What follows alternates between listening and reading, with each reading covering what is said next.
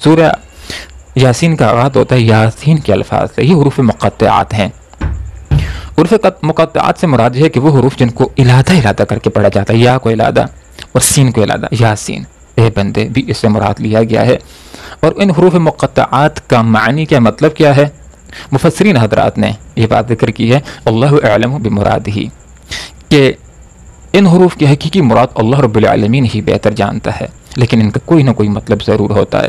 اس لیے کہ وہ کفار، وہ عربی جاننے والے جنہوں نے قرآن مجید عظیم الشان کے اوپر بڑے اعتراضات کیے، لیکن کبھی وہ یہ اعتراض نہیں کر سکے کہ یہ کیسی کتاب ہے. الف لام میم، الف لام را، یاسین، نون، قاف، یہ حروف بے معنی، کبھی انہوں نے یہ اعتراض نہیں کیا تھا. ان کے ذہن کے اندر بھی یہ بات تھی کہ ان کا کوئی نہ کوئی مطلب ضرور ہے. ان کا کیا مطلب ہے؟ حضرت ابوبکر صدیق رضی اللہ عنہ نے ارشاد فرمایا کہ یہ حروف مقطعات یہ اللہ اور اس کے رسول کے درمیان راز و نیاز کی باتیں ہیں. والقرآن قسم ہے قرآن مجید عظیم الشان کی، الحکیم جو حکمت برا ہے، انک لمن المرسلین، بے شک آپ رسولوں میں سے ہیں. مطلب یہ ہے کہ آپ صلی اللہ علیہ وسلم آپ کی رسالت کی گواہی اگر پوری دنیا نہ دے، سارے لوگ آپ کو جھٹلا دیں، تو ایک اللہ بھی کافی ہے تیری رسالت کی گواہی دینے کے لیے.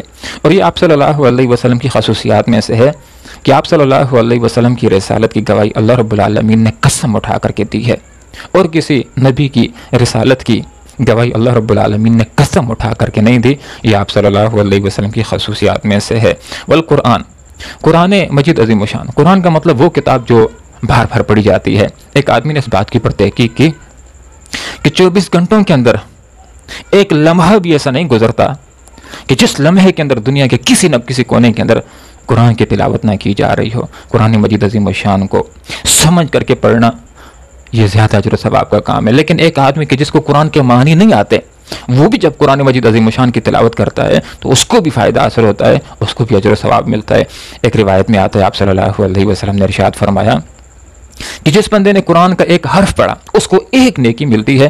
اور اللہ رب العالمین کا یہ اصول اور ضابطہ ہے کہ جو ایک نیکی کرتا ہے اللہ تعالیٰ 10 کے برابر اس کو اجر و ثواب دیتا ہے. اور پھر آپ صلی اللہ علیہ وسلم نے ارشاد فرمایا کہ میں یہ نہیں کہتا کہ الف لام میم ایک حرف ہے، بلکہ الف علادہ ہے، لام علادہ ہے اور میم علادہ ہے. گویا کہ جو آدمی الف لام میم کی تلاوت کرتا ہے تو اس کو ایک نہیں، اس کو 10 نہیں، اس کو اللہ رب العالمین 30 نیکیاں عطا فرماتے ہیں. تو یہ قرآن مجید عظیم الشان کی تلاوت یہ نیکیاں حاصل کرنے کا ایک بہت بڑا ذریعہ ہے. جس وقت انسان کی آنکھ بند ہو جائے گی اور اگر اس کو ایک نیکی کی ضرورت ہو، محشر کے اندر جس قریبی رشتہ دار کے پاس بھی جائے گا، ان کو معلوم ہو جائے کہ ہم سے نیکی لینے کے لیے آ رہا ہے، تو اس سے راستہ تبدیل کرنا شروع کر دیں گے. یہ نیکی حاصل کرنا اسی زندگی کے اندر کام ہے، اور آسانی کے ساتھ ہم قرآن مجید عظیم الشان کی تلاوت کر کے بے شبہ نیکیاں کما سکتے ہیں، اللہ رب العالمین کو راضی کر سکتے ہیں. الحکیم، یہ کتاب حکمت بری ہے، اس کے سارے اصول اور ضابطے یہ دانشمندانہ ہیں، عقل کے تقاضوں، انصاف کے تقاضوں کے پر پورا اترنے والے ہیں.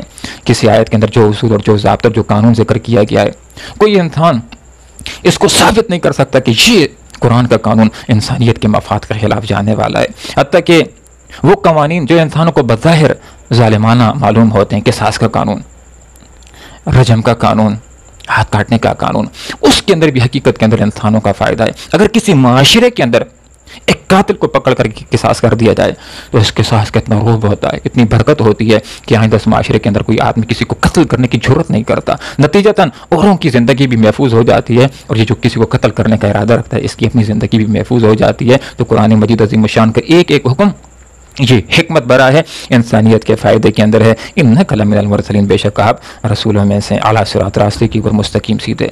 لوگ آپ صلی اللہ علیہ وسلم کے اوپر یہ بات بھی کیا کرتے تھے کہ نعوذ باللہ آپ بے دین ہو گئے، آپ صحابی ہو گئے، آپ نے اپنے باپ دادا کے دین کو چھوڑ دیا ہے. تو آپ صلی اللہ علیہ وسلم کو یہاں پر تسلی دی گئی اعلیٰ صراط مستقیم، کہ آپ حق راستے کے اوپر ہیں، آپ صراط مستقیم کے اوپر ہیں، آپ توحید کے راستے کے اوپر ہیں، آپ رب کی رضا کے راستے کے اوپر ہیں، آپ جنت جانے والے راستے کے اوپر تگدو اور کوشش کر رہے ہیں، آپ گزشتہ انبیاء کے راستے کے اوپر ہیں. ایک دفعہ آپ صلی اللہ علیہ وسلم نے زمین کے اوپر ایک سیدھی لکیر کھینچی اور اس کے اطراف کے اندر چھوٹی چھوٹی اور لکیریں بھی کھینچیں.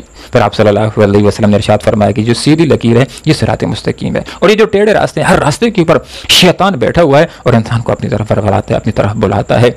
تو صراط مستقیم یہ قرآن و سنت کا راستہ ہے. صراط مستقیم یہ اللہ رب العالمین کی بندگی کا راستہ ہے. وَاعْبُدُونِي هَذَا صِرَاطٌ مستقیم، لوگو اللہ رب العالمین کی بندگی کرو، وَاعْبُدُونِي، لوگو میری بندگی کرو، یہ سیدھا راستہ ہے. محترم سامعین،